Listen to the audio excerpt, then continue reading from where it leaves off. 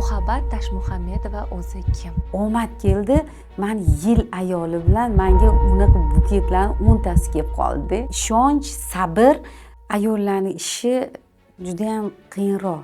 Eng katta yo'qotish, men ko'chadan qarz so'rashni boshladim. Hammaga gulli kelishni boshladi va menga gul kelmay qoldi. Bilasizmi, shu 15 ming so'm chunchigimda yo'q edi. Ishlarim shunaqa uchib boshlandi. Davlat e'tiroflariga, prezidentimiz ham e'tiborlariga tushdi. Shunaqa boshlandi ish faoliyatim. Shuning uchun yoshlarga tadbirkorlar agar yordam bersangiz juda ham zo'r bo'lardi. O'zbekistonning rivojlanishiga albatta yordam bergan bo'lardi o'zi. Tajribamizni bu dunyoga olib ketmaymiz. Kimligidir tashlab ketamiz. Bu eng katta yutug'i bo'ladi o'sha tadbirkorlikda.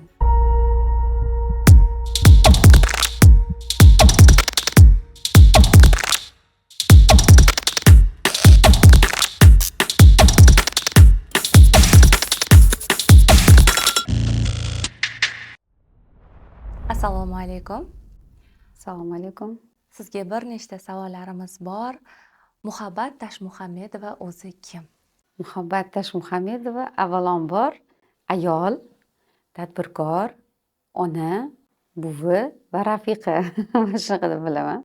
Muhabbat Tashmuhammedova Nurtex va Nurafshon Nur firmalarining asoschisiman. 30 yillik tadbirkor ayol desam bo'ladi. 30 yillik tadbirkor ayol bo'lish ayol kishiga qanchalik qiyin va oson? Bu juda ham bir shunaqa savolki, o'zi tadbirkor ayol kim? Tadbirkor ayol nima ish qiladi? Uni qanaqa roli bor bu hayotda? Juda ham katta jarayon. Bizani men o'ylaymanki, shu hayot yo'li o'zi kimgadir sabab bo'ladigan darajada yetib bordi o'zi deb o'ylayman. Aynan Nurtex kompaniyasining asoschisiman dedingiz. Nurtex boshlanganda eng katta qo'rquvingiz nima bo'lgan? Avvalambor birinchi bo'lib men Yaba Anvar firmasida ish boshlaganman. Bu okamlarning firmalari edi. 2007-yili birinchi bo'lib o'sha o'zim mustaqil Nurafshon Nur nomli firma ochib, o'sha yerda ish faoliyati boshladim. Nurtex faoliyati bu Nurafshon Nuri bolachasi desam ham bo'ladi. Mana yana bunaqa firmalarimiz yana ko'payib boryapti. Kuni kecha biz Nur Kids degan firmani ham ochdi o'zi. Bu hammasi bizning mustaqilligimizni bir mevalari deb bilaman. Eng katta moliyaviy yo'qotishingiz qachon bo'lgan? Eng katta moliyaviy yo'qotishim men birinchi firma ochganimda bizani kichkina binodan boshlaganmiz. Endi men akamlardan alohida bo'lib chiqib ketganimdan keyin endi mustaqil o'zimni ro'zg'orim, o'zimni firmam, o'zimni ishchilarim, o'zimni mijozlarga ega bo'lish jarayonlari boshlangan. Shunda o'sha kichkina binodan, o'sha 200 kvadratli joydan ish boshlaganmiz. Yildan yilga bu jarayon bizda yana ham ko'payib bordi. O'sha mijozlarimizning ko'payib borishi meni yana bir joyi olib o'shani qurishimga sababchi bo'ldi. O'shanda mahallaning ichida Chilonzor tumanida joylashgan bizani firmalar o'zi, fabrikalar o'zi. O'zi Toshkent bo'yicha 3 ta fabrikamiz bor va 3 ta filial o'zi bor. Bu fabrikalar o'zani o'sha ikkinchi fabrikamizning qurilishida bevosita qo'limdagi 100 million bilan boshlaganman. Uni yer sotib oldi o'zida. O'sha paytda pulim qolmay qoldi. O'sha eng katta yo'qotish, men ko'chadan qarz so'rashni boshladim. Chunki banklar sani kreditli liniyang yo'q hali, senga ishonchsizlik bilan qarab, bizda deb kredit berishmadi. Davr bankdachi, bilasizmi? Ko'chadan qarz olib qurilishni boshlagan paytimda men 30 ming dollar juda ham katta pul yo'qotish bo'ldi menga. Bu qarzga kirib ketdim. Qarzimni qanaqa yopaman deyapman yoki shunaqa jarayon bo'ldiki, juda tushkunlikka tushib ketdim. Ham bu yoqda binoimni boshlab qo'yganman, pulim yetmayapti. Kredit kerak. Kredit banklar bermayapti. O'shanda Davr bank menga yordamga keldi. Men minnatdorman Davr bankdan.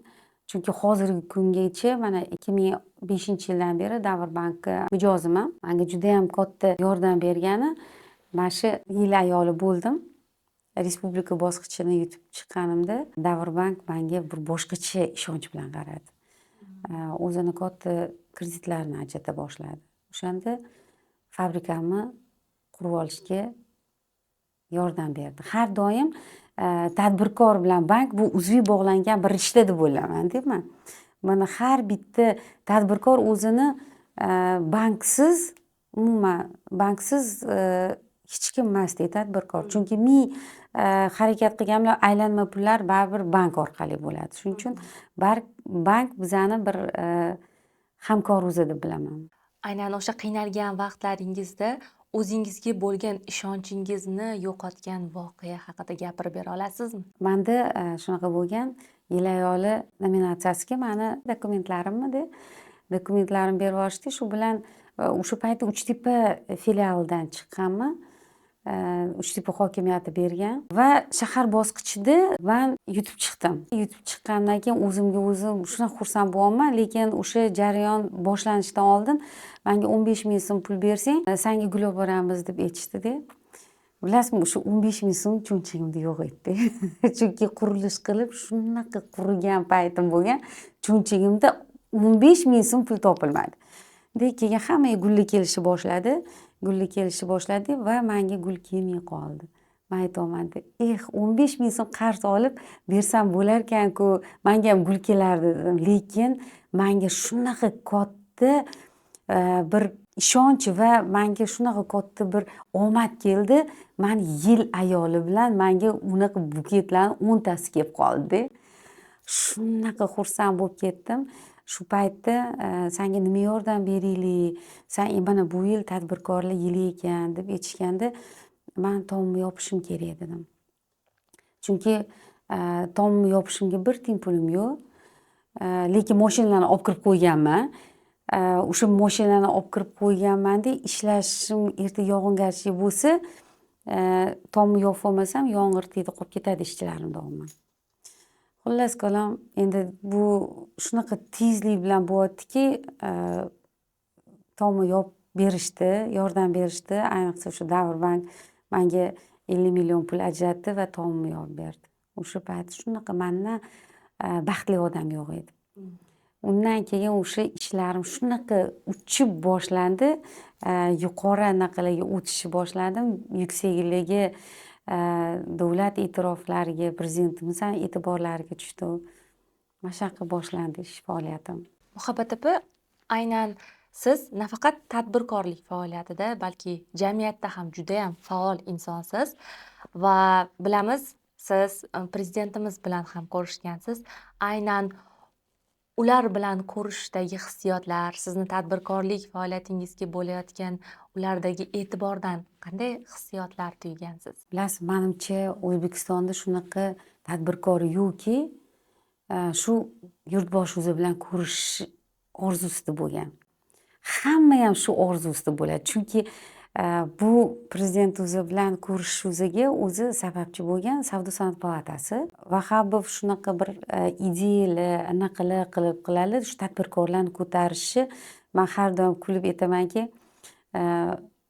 bizani o'sha tadbirkorlarni boshi bo'lgan odam har bitta tadbirkorni e'tiborsiz qoldirmaydi va o'shani prezident o'ziga ko'rsatib biladilar. Shunaqa bir anaqalarda menga ham shu baxtga muyassar bo'ldim. Bizani bitta filial o'ziga, ikkita filial o'ziga ham keldilar prezident o'zi. O'sha paytda 10 tagina ishchi o'rin ochdim. Aholi zich joylarda ulardan chiqayotgan energetikani men gapirib olmayman-da. Shunaqa zo'r motivatsiya, energetika beradilarki, yana ham ko'proq ishlagisi keladi.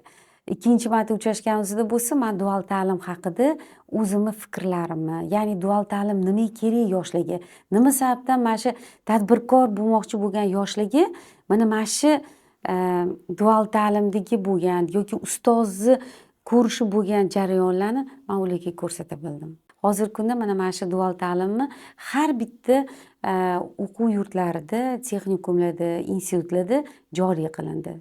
Birinchi aynan prezident kelish xabarini eshitgan voqeangizni bo'lisha olasizmi biz bilan?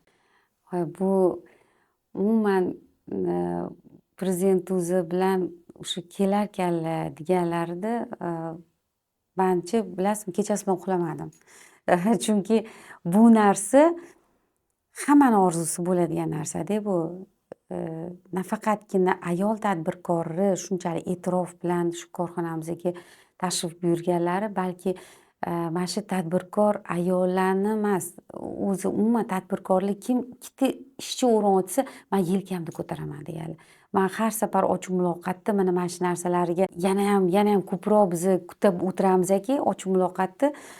Chunki har yili bizga yengilliklar beradilar. Yangi qanotlar beradilar. Shu qanotlarda biz hammamiz menimcha tadbirkorlar uchmagan tadbirkor bo'lmasa kerak. Hozirgi siz endi birinchi boshlayotgan tadbirkorlik faoliyatidagi uga qanaqa tavsiyalar va maslahatlar berardingiz? Bilasizmi, tadbirkorlik bilan birinchi boshlagan man uddala olmasam kerak, man qo'limdan kelmaydi deb o'ylardim-da. Lekin insonda ishonch, tajriba va o'sha bir orzusi bo'lishi kerak ekanki, orzusiga qarab erishish kerak ekan. Man bitta narsani shu narsada aytib o'tmoqchiman. Biza ko'pincha yoshlarga o'zani motivatsiyalari o'zani, ya'ni o'shalarga tadbirkorlik sirlarini o'rgatishga bizani institutga taklif qilishadi. Kuni kecha bir institutga bordim, moliya institutiga. Bu yerda tadbirkor ayol qanaqa bo'lishi kerak degan mavzuda bir seminar, trening bo'ldi. O'sha paytda endi Muhabbat opa, agar siz o'zingizni sheriklaringizni ham olib kelsangiz juda zo'r bo'lardi deb aytishdi. Men Dilfuza dizayn, Dilfuza degan dugonamni, keyin Feruza degan yosh tadbirkor qizni ham olib bordim. Feruza bu o'zi asli Qashqadaryolik bo'lgani bilan Toshkentda iqtisodiyot universitetini bitirgan. Kuni kecha bitirgan desangiz ham bo'ladi. Mustaqillik mevasi. Shu qizni gapirgan gapi menga judayam ta'sirli qilib ketdi. Biz 5 yil oldin institut bitirayotganimizda Murod Nazarov, ya'ni Murod Building hozirgi brendi bilan taniqli bo'lgan, bizani qahramon tadbirkor o'zi bo'lgan. Murodni kelib shu institutda o'zini bir anaqalarini bergan ekanda. Talabalarga, o'quvchilarga o'zini biznes treningini o'tkazgan ekanlar. O'sha paytda aytgan ekanlar, men Yaponiyadan kelganimdan keyin O'zbekistonni osmoniga qaradim. O'zbekistonni osmoni bo'm-bo'sh ekan. Keyin o'zimni birinchi variantlarimni uchirishni boshladim deb o'zini biznes haqida gapirishni boshlaganda, bu qiz shunaqa ta'sirlanib ketgan ekanda, o'zi shu institut bitirgan ekan, Qashqadaryoga borib, Qashqadaryoni anaqa osmoni bundan ham bo'm-bo'sh ekan. Men birinchi variantlarni uchirishni boshladim deb shu talabalarga gapirganda o'zim hamchi zavqlanib ketdim-da. Bu qizni shunchalik bu solishtirma holatdagi o'sha osmondagi har bitta tadbirkor o'zini varragini uchirish imkoniyati ega ekan. Har bitta tadbirkor o'zi mustaqil mana shu O'zbekistonning rivojlanishiga o'zini hissasini qo'sha olar ekan degan gaplari menga juda ta'sirli bo'lib ketdi. Men o'sha men hech buni anaqa solishtirmagan edim, lekin men ham qachonlardir shu 2000-yillarda o'zim varragimni uchirgan ekanman deb qoldim-da. Nima maslahat bergan bo'lardingiz? Haqiqatdan ham mana yosh tadbirkorliklarga qiyinchiliklar, hayotda tadbirkorlik faoliyatida yutqazishlar kerakmi? Bilasizmi, har bitta tadbirkor bilan ishni boshlamoqchi bo'lgan men yosh tadbirkorlarga, umuman yosh tanlamaydi tadbirkorlik. Chunki KFS bilasizlar, o'sha anaqalarni birinchi bo'lib ochgan o'sha chekinglar o'sha 70 yosh bo'lgan. KFS KFC kompaniyasini asoschisi 70 yosh bo'lgan. Demak, tadbirkorlik bilan ish boshlamoqchi bo'lgan odamlarga yosh umuman farqi yo'q deb bilaman-da. Unda faqatgina xohish bo'lishi kerak. Va har bitta tadbirkorlik bilan shug'ullanmoqchi bo'lgan insonlarga men aytardimki, biznes ustozi topish kerak. Ya'ni o'sha biznesni nima boshlamoqchi bo'lgan biznesning ichida qaynab chiqish kerak. Ana undan keyin bu past balandligini, qaysi joyda muvaffaqiyatga uchraydi-yu, qaysi joyda yo'qotish bo'lishini o'shandagina ko'radi. Va o'sha biznes tajribaga ega bo'lgan tadbirkor unga albatta uni qaysi eshiqdan kirish kerakligini aytib o'ta oladi-da. Sherzod Beknazarov degan bitta tadbirkor o'zi bor. O'sha 3-4 ta joyda birgalashib biza biznes treninglarni o'tkazganimizda shunaqa bir anaqalarni qildilarki, ko'zingni yumgin dedilar. Ko'zingni yumib dedilar shu tadbirkorlik bilan shug'ullanmoqchi bo'lgan insonni shu ko'zingni yumib qaysi eshikdan mana shu urilmasdan kirib o'ta olaysanmi shu joyingga dedilar. Keyin ular yo'q deyishdi. Endi dedilar ko'zingni yumgin dedilar, qo'ldan ushladilarda va butun zalni aylantirib chiqdilar. Hech qayerga urilmadingmi dedilar. Yo'q, urilmadim dedi. Ko'rdingmi dedilar. Muvaffaqiyatli tadbirkor dedilar. O'zini shogirdiga mana mana shunaqa yo'qotishsiz qaysi anaqada muvaffaqiyatga uchraydi, mana mana shu narsani o'rgatib boradi. Bizani imkoniyatimizni sizlardagi yosh tadbirkorlarga biz o'zlarini bilim va maslahatlarimizni bera olamiz deb aytdilar-da.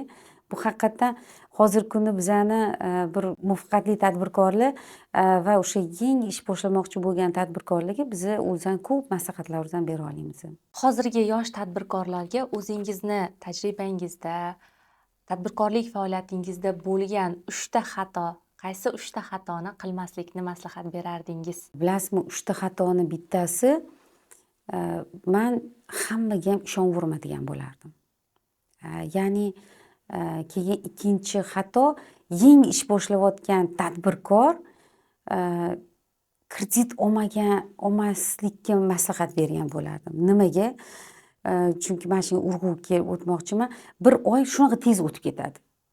Va uni qaytarish kerak. Hali u oyoqqa turib olmagandan keyin, hali u bir nimani o'sha ishlab chiqargan mahsulotini hali sota olmagandan keyin bu kreditni to'lashga emas, balki u minusga ketishga duchor bo'lib qoladi. Shuning uchun men ozgina оборот qilib, oyoqqa turib olib, keyin kredit olsa, unda bemalol kreditini uza oladigan darajada bo'ladi. Men o'zim ham 15 marta kredit olganman. 15 marta ham Davr bankdan kredit olganman. Lekin men o'sha oyoqqa turib olgan edim. Men ishonchim komil edi, uni uza olaman debdi. Qarz bu munosabatni ham buzadi, anaqani buzadi deymiz. Haqiqatdan mana shu narsada ancha ehtiyotkorlik bilan ish tutish kerak bo'ladi. Va uchinchi maslahatim, albatta biznes ustoz topish kerak. Bu eng katta yutug'i bo'ladi o'sha tadbirkorlikda. Aynan yosh ayol qizlar hozirgi kunda tadbirkorlik faoliyati bilan shug'ullanmoqchi bo'lganlar, xohishi juda ham yuqori bo'lganlar juda ham ko'p topilyapti. Ayol sifatida ularga, mana bilasiz tadbirkorlik faoliyatidagi ayol sifatidagi qiyinchiliklarni, ularga nima degan bo'lardingiz? Ayollarning ishi juda ham qiyinroq ish boshlash uchun, lekin bizga ishonadigan yurtboshimiz bor. Ya'ni hozirgi kunda ayol va qizlarni shunaqa ko'taryaptilarki, bu narsada mana magistraturaga kirgan qizlarga ham magistraturasini to'lab beryaptilar. Agar qaysi ishga borib taqillatsa, o'shalarga ayollarga yordam tariqasida yordam qo'llarini cho'zinglar deyaptilar. Hozir hokimiyatlar ham shunaqa yordam berishyapti ayol tadbirkorlarga. Umuman ayol qizlarga juda qiyinki, nima sababdan qiyin?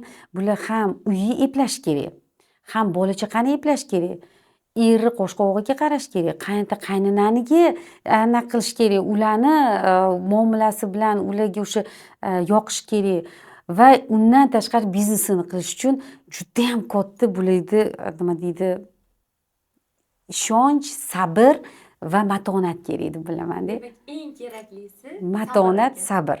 Sizga kattakon rahmat. Kursimizga tashrif buyurganingiz uchun, maslahatlaringiz uchun ham rahmat. Albatta, yosh tadbirkorlarimiz sizni maslahatlaringiz bilan o'zlariga qandaydir saboqlar oladi albatta. Men yana bir bor shu joyda aytib o'tmoqchiman. Hurmatli tadbirkorlar, yoshlar birontasi oldingizga kelib, o'rgating biznesingizni, o'rgatinglar. Chunki ular ham kimdandir o'rganish kerak. Siz ham o'rgangansiz-ku, bularga ham yordam berish kerak. Faqat pulni orqasidan emas. Men ko'pincha aytishadi, nima sababdan sen tekinga shuncha vaqtingni ketkazib o'rgatasan? Bizni bilgan bilimimizni, bilgan tajribamizni u dunyoga olib ketmaymiz. Kimlargadir tashlab ketamiz. Shu hozir kunda yoshlarga, bizani O'zbekistonimizning kelajagi yoshlar qo'lida. Shuning uchun yoshlarga ishonamiz. Yoshlar bizdan ham ko'ra aqlliroq, bizdan ko'ra omadliroq. Shuning uchun yoshlarga tadbirkorlar agar yordam bersamiz, juda ham zo'r bo'lardi. O'zbekistonning rivojlanishiga albatta yordam bergan bo'lardi o'zi. Rahmat. Rahmat kattakon. o'chirmay turing, mana bu jarayonlarni ham olasiz. Borib mikrofonlarni yechganlarimni. Turib anaqa qilavering-da. Yechib bersangiz. Shu jarayonni ham mana montajlarga qo'yib yuborasiz-da. Rahmat kattakon sizga. Joningiz sog' bo'lsin. Vaqtingizni olgan bo'lsak, uzr. Rahmat. Men xursand bo'ldim. Buni magniti ham bor-da. Ichimdan tushadi. Videolar oldim, holatda tashlab beraman. Rahmat. Endi sizdek tadbirkor bo'lish inshaalloh